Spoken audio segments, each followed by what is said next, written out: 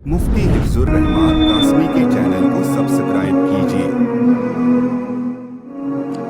أعوذ بالله من الشيطان الرجيم بسم الله الرحمن الرحيم لإيلاف قريش إيلافهم رحلة الشتاء والصيف فليعبدوا رب هذا البيت الذي أطعمهم من جوع وآمنهم من خوف صدق الله العظيم اللهم صل على سيدنا محمد وعلى آل سيدنا محمد وبارک وسلم۔ محترم بزرگوں اور دوستوں، عزیز دینی بھائیوں، قرآن پاک کی ایک مختصر سی صورت آپ کے سامنے تلاوت کی ہے۔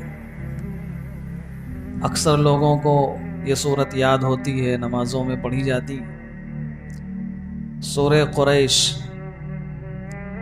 اس میں اللہ پاک نے اپنے دو انعامات کا تذکرہ فرمایا ہے، اور دو انعام کا تذکرہ فرما کر ایک چیز کا حکم دیا ہے۔ یہ دو انعامات، دو نعمتیں ایسی نعمت ہیں جس کی ضرورت ہر انسان کو ہے، انفرادی طور پر بھی، اجتماعی طور پر بھی۔ دنیا کے ہر ملک کو اس کی ضرورت ہے۔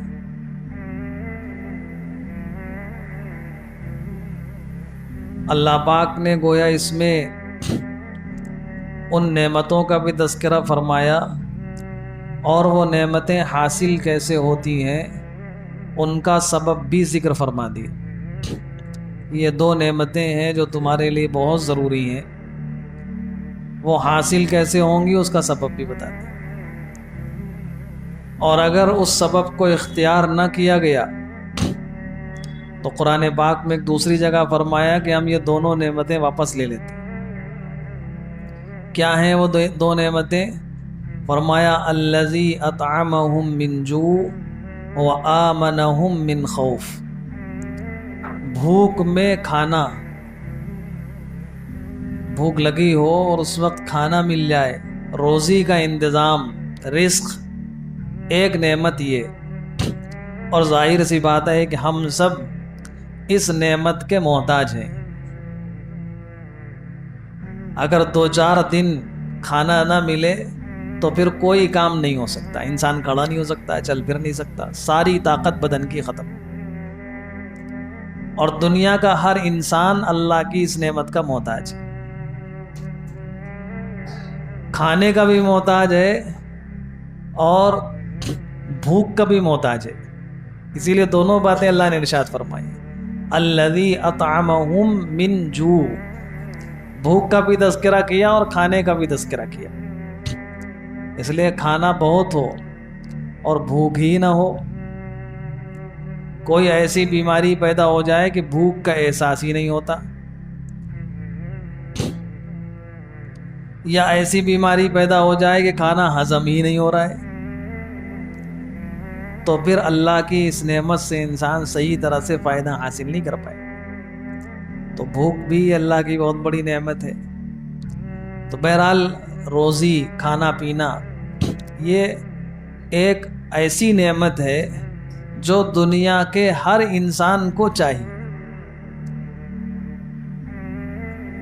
دوسری نعمت وآمنہم من خوف، امن و امان، کوئی خوف نہ ہو، کوئی ڈر نہ ہو کسی طرح کا۔ اگر ڈر اور خوف ہے تو پھر یہ جو کھانے کی نعمت ہے اس کی لذت بھی ختم ہو جاتی۔ اگر کسی کا ڈر اور خوف ہے تو پھر کھانے کی نعمت کا بھی مزہ ختم ہو جاتا ہے۔ یہ دونوں نعمتیں ضروری ہیں، ہر انسان کے لیے ضروری ہیں کہ اس کے لیے روزی کا بھی اچھا انتظام ہو، کھانے پینے کا بھی اچھا انتظام ہو، اور اس کو امن و امان بھی حاصل ہو، کوئی خوف، کوئی ڈر یہ نہ ہو۔ اللہ تعالیٰ نے فرمایا کہ یہ دو نعمتیں جب ہم نے تمہیں دی ہیں تو تم فَلْيَعْبُدُوا رَبَّ هَذَا الْبَيْتِ، رب البیت، یعنی اللہ کی عبادت کرو، اس کی بندگی کرو، اس کی غلامی کرو۔ یہ گویا سبب ہے، اگر ہم اللہ کی غلامی کریں گے، اللہ کی بندگی کریں گے، اس کے حکموں کے مطابق چلیں گے تو اللہ تعالیٰ یہ دونوں نعمتیں عطا فرمائیں گے، روزی بھی دیں گے اور امن و امان بھی عطا فرمائیں گے۔ اور اگر اللہ کی نافرمانی کی، اللہ کے حکموں کو توڑا، غلامانہ زندگی کے بجائے باغیانہ زندگی گزارنا شروع کر دی، تو پھر اللہ کا کوئی وعدہ نہیں، بلکہ اللہ تعالیٰ نے ایک جگہ فرمایا وَضَرَبَ اللَّهُ مَثَلًا قَرْيَةً كَانَتْ آمِنَةً مُطْمَئِنَّةً يَأْتِيهَا رِزْقُهَا رَغَدًا مِّن كُلِّ مَكَانٍ فَكَفَرَتْ بِأَنْعُمِ اللَّهِ فَأَذَاقَهَا اللَّهُ لِبَاسَ الْجُوعِ وَالْخَوْفِ۔ ایک بستی تھی، وہاں کے لوگ بہت اچھی زندگی گزار رہے تھے، کاروبار بھی اچھا تھا، سب کچھ ٹھیک ٹھاک چل رہا تھا، لیکن انہوں نے نافرمانی شروع کر دی، اللہ کی نعمتوں کے ساتھ ناشکری کا معاملہ کرنے لگے۔ تو پھر اللہ تعالیٰ نے فرمایا کہ ہم نے ان کو دو عذاب دی، فَأَذَاقَهَا اللَّهُ لِبَاسَ الْجُوعِ وَالْخَوْفِ، ہم نے ان کو بھوک اور خوف کا مزہ چکھا دیا، خوف کا لباس پہنا دیا، یعنی روزی بھی ان کی ختم کر دی اور خوف بھی پیدا ہو گیا۔ تو کسی کو یہ دونوں عذاب مل جاتے ہیں، نہ کھانے پینے کا صحیح سے انتظام، نہ روزی کا صحیح سے انتظام ہو پا رہا ہے، کاروبار چل ہی نہیں رہا ہے، جو کاروبار شروع کرتے ہیں معلومات تنزلی کی طرف چلے گئے اور پیسے ضائع ہو گئے، یا اگر کاروبار ہے تو خوف ہے، معلومہ کاروبار اتنا بڑھ گیا کہ اب آئے دن کہیں سرکاری ایجنسیوں کا خوف، کہیں کسی کا خوف، کہیں کسی کا خوف، سکون کے ساتھ زندگی نہیں گزر رہی۔ اللہ نے فرمایا کہ اگر سکون کے ساتھ زندگی گزارنا چاہتے ہو تو اس کا سبب یہ ہے، اس کا ذریعہ یہ ہے کہ تم اللہ کی غلامانہ زندگی گزارنے لگو، ان کی غلامی کرنے لگو گے تو پھر ہم یہ دونوں نعمتیں عطا فرما دیں گے۔ اور ہم بار بار اس کو نماز میں پڑھتے ہیں۔ یہ دو نعمتیں ایسی ہیں کہ اللہ تعالیٰ حضرت ابراہیم علیہ السلام، اللہ تعالیٰ نے جب ان کو سند دے دی کہ ابراہیم ہم نے جو امتحان آپ سے لیا، آپ اس امتحان میں کامیاب ہو گئے۔ کتنی آزمائشیں آئیں ابراہیم علیہ السلام کے اوپر، کس طرح سے ان کو ستایا گیا، اور اللہ کی طرف سے کیسے سخت سے سخت امتحانات ہوئے، ہر امتحان میں کامیاب ہوتے چلے گئے۔ اللہ نے فرمایا ابراہیم علیہ السلام سارے امتحان میں کامیاب ہو گئے۔ جب دیکھا کہ اللہ تعالیٰ کامیابی کی سند دے رہے ہیں، سرٹیفکیٹ دے رہے ہیں، تو اللہ سے کہا کہ اے اللہ، آپ اس شہر کو یعنی مکہ مکرمہ کو ایسا بنا دیجئے کہ یہاں کے لوگوں کو روزی بھی خوب ملے اور یہاں امن و امان بھی ہو۔ دعا دو چیزوں کی مانگی، رب اجعل ھذا بلدا آمنا وارزق اہلہ من الثمرات، یہاں امن و امان بھی ہو، کسی کا خوف نہ ہو، اور یہاں کے لوگوں کو روزی بھی آپ میسر فرمائیں۔ اس لیے کہ یہ دو بنیادی ضرورتیں ہیں، ہم سب کو رزق بھی چاہیے، روزی بھی چاہیے، اور امن و امان بھی چاہیے۔ اللہ پاک نے سورت میں اس کا حل اور اس کا نسخہ بتا دیا ہے۔ بہت سے لوگ روزی کے اعتبار سے پریشان ہوتے ہیں، اور بعض لوگ وظیفوں میں، بعض لوگوں کو بہت دل لگتا ہے تو وظیفے پوچھتے ہیں کہ کوئی وظیفہ روزی کا۔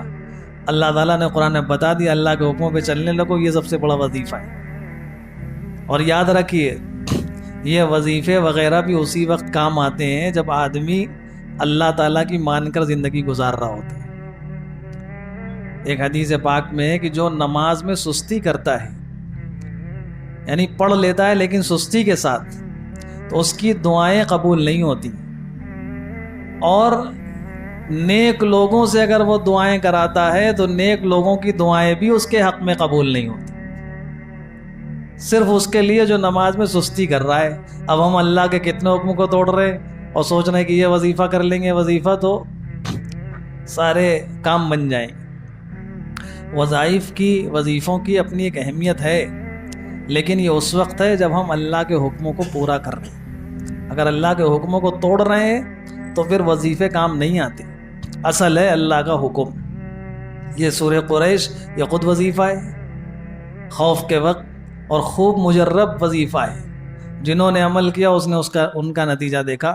کہیں خوف ہو، کہیں ایسا محسوس ہو رہا ہو کہ عام طور سے سفر میں کبھی تب انسان ہو اور کوئی ڈر ہو، کوئی خطرہ محسوس ہو، یہ سورہ قریش پڑھنا شروع کر دے، اللہ تعالیٰ اس کی برکت سے وہ خطرے کو ٹال دیتے. مجرب ہے، بہت سے لوگوں نے لکھا، بڑے بڑے لوگوں نے لکھا. کوئی خوف ہو دشمن کا، کسی بیماری کا، کسی اور اندیشے کا، مصیبت کا، یہ سورت کثرت سے پڑھنے لگے سورہ قریش، تو اللہ تعالیٰ اس مصیبت کو، اس اندیشے کو، اس خوف کو دور کر دیتے. لیکن ہم نے بتایا کہ وظیفے کے بارے میں بعض لوگ صرف وظیفوں کے چکر میں رہتے، نمازیں نہیں پڑھیں گے، اللہ سے دعائیں نہیں مانگیں گے، بس سوچیں گے کہ 1000 مرتبہ یہ پڑھ لیں تو یہ ہو جائے گا. اس چکر میں زیادہ نہیں پڑھنا چاہیے. اصل ہے کہ ہماری زندگی اچھی بن جائے. ہم اچھے بن جائیں گے تو اللہ تعالیٰ سارے کام خود بخود کر دیں گے. اللہ تعالیٰ یہ دونوں نعمتیں عطا فرما دیں گے، روزی کا مسئلہ بھی حل فرما دیں گے اور امن و امان بھی عطا فرما دیں گے. کتنے لوگ نہ جانے کوئی مقدمات میں پھنسا ہے، کوئی کسی چیز میں پھنسا ہے، کسی کو ہر وقت کسی کا خوف ہے، کسی کا ڈر ہے. اپنی زندگی ہم اچھی کر لیں، اللہ تعالیٰ یہ سارے ڈر اور خوف سب ختم کر دیں. تو اللہ تعالیٰ نے اس صورت میں نسخہ بیان فرمایا ہے. ہم لوگ صورت تو پڑھتے رہتے ہیں، یاد بھی ہے، لیکن چونکہ مطلب معلوم نہیں ہوتا اس لیے اس کا جو فائدہ ہے وہ حاصل نہیں ہوتا. تو اللہ تعالیٰ نے اس صورت میں ہمیں جو نسخہ دیا ہے اور اس کی بنیاد پر جو انعامات عطا فرمائے، اللہ پاک ہم سب کو اس نسخے پر عمل کی توفیق عطا فرمائے، اور جو انعامات اللہ نے اس میں رکھے ہیں وہ ہم سب کو عطا فرمائے. ہم سب کو حلال پاکیزہ برکت والی اچھی روزی عطا فرمائے، اور ہر طرح کا امن و امان ہم سب کو ہمارے ملک میں، پوری دنیا میں عطا فرمائے.